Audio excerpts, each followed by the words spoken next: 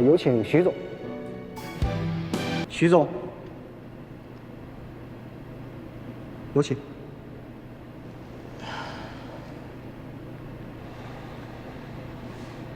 江小姐，我很期待你的阐述。好的，那这方舞台交给您。谢谢。那么，请允许我有请一下我的搭档小武，给大家展示一下。哎，厂长，你快过来，快看快看！来，是吧？这是我们刚刚拿到专利的面料，普通的小刀根本不可能把它划开。你已经说了很多了，超过100年的老字号，最新研发的老厂长。不过你这动听的 story 要普及给消费者，就要把绝大部分的金钱花在 marketing， 花在品牌的创立上，这需要很长的一段周期。不过你不觉得步云霞的老厂长已经把最好的时间都给浪费掉了吗？哎，听听，这叫什么话呀？我相信，只要你想创业，永远都不怕晚。因为懦夫从不启程，弱者死于途中，只剩我们前行。只要我们把铁鞋踏破，把万事做过，命运一定是会青睐我们的。那个江小姐这句话说的非常有气势啊。是这样，我有个问题，因为之前我看过武先生给腾越做的直播带货，非常成功。但是我很好奇，你们在步云霞项目上是怎么分工的？还是和之前在腾越的时候一样，我负责在线上卖货，江湖负责品牌研发、生产和营销。是的。那么经历了创业的种种艰难，我们在步云霞专利的基础上，研发了我们最新的系列 For Young。这表达了年轻人就要勇于尝试的概念，这就是我们传承老字号后的全新演绎。江小姐，我听说你在接手腾越的时候，跟投资人相处的不太愉快，是吗？是这样的，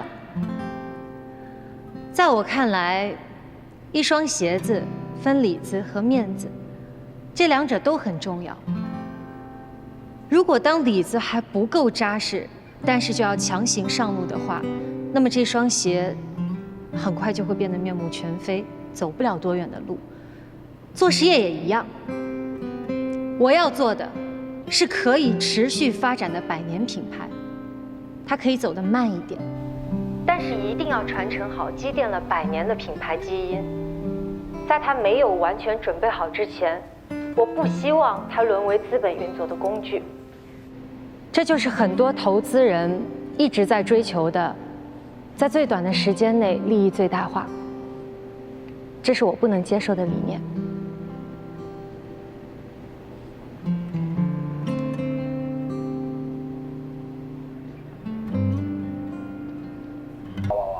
现场发生什么？有2位导师都灭了灯。那按照我们的这个节目的规则，4位投资人2位反对票，那就只能和江小姐您说一声抱歉了。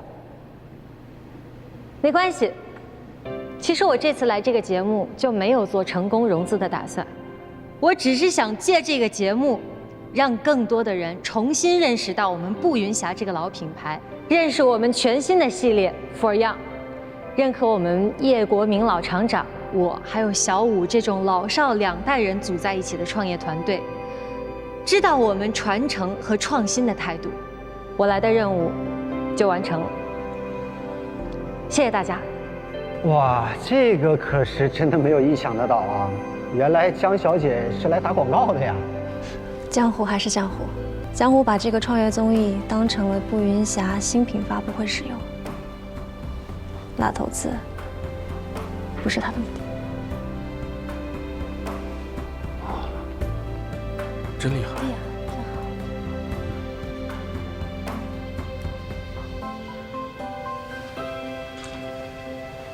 啊？这就完了？什么都没捞着，这不白去了吗？哎，好，王总您稍等啊。厂长，和田商贸的王总来电，要谈咱的新品，您跟他说说。王总啊，王总。喂，王总啊，这是有订单上门了，可不嘛，人家说要下单5万双呢，5万双。是，哎，我们的这个面料啊，应该说是，国防级别的。哎呀，真没想到啊，这血狗妹妹还是不按常理出牌啊！师弟啊，你看看你，整个录制过程当中，不是如坐针毡，就是呆如木鸡。作为一个过来人，我给你点建议吧。你要是现在追出去，那就什么可能都有；你要是不动，那可就一点可能都没有。